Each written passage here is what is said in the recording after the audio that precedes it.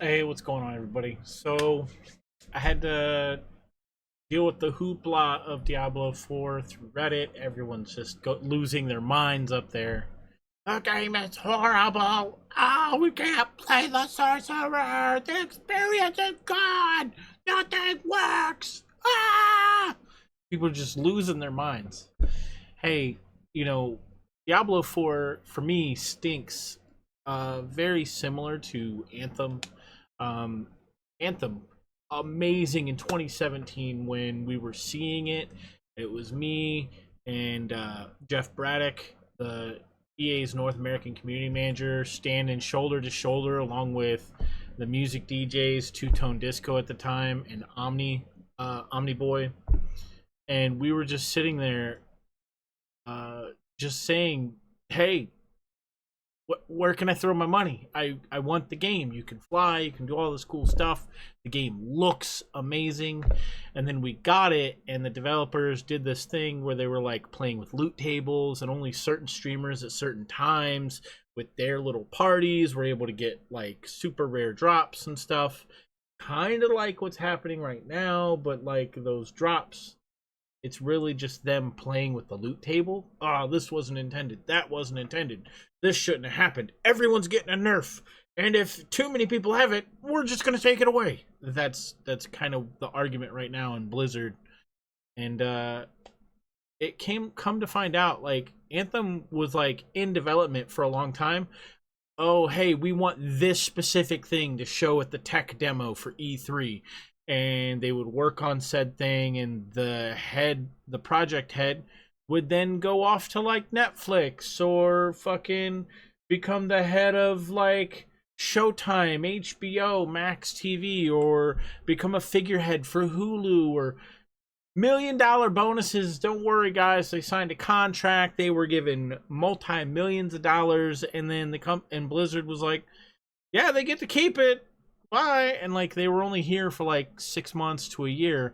And it's happened like 2 or 3 times, year by year by year. The last one for Anthem was there for like 6 months and walked away with like $500,000 bonus. You know, that they tried to walk back millions, and they got to keep like $500,000 like after the fact, and still left. And then Anthem really was only like in real development for like a year and a half. I say this because it feels like this in Diablo 4. The Anthem rug is coming out, and Blizzard looked at how everybody was like waiting on new games through COVID, and now we've got like a mess of a AAA studio trying to come in like they're an indie dev with no budget. And they're like, the games cost more, everything costs more, our paychecks are more, the executive bonuses are more, the Bobby Kotick's bonus and consulting fee is even more than what it used to be because now he's a consultant, so he's got 2 salaries. 2! Consultant and finder's fee. Like, I'm sorry, but video games never really fluctuated, ever. But yet Blizzard or Activision or whatever the fucking company is now is making record $1 billion profits like quarterly from Call of Duty, from WoW, from Diablo Immortal, and now they want to turn Diablo 4 into a MMO. And it feels like a half-baked RPG with a couple of MMO things like, go run your little renown quest. Go on, little peasant. Thanks for spending $70. But hey, we'll make sure that store works just fine. There's no bugs in the store. But wait, people have said that they tried to buy their real money currency and they spent their money. Blizzard got it, but they didn't get their currency. Or they got their currency as intended in the transaction, but when they went to buy the item never showed up, but the real money currency disappeared. Oh, but that's just a feature, guys. It's just a feature. This is how Blizzard's taking our money. But mind you, the game mechanics don't work. The base game does not work right now. How does this happen?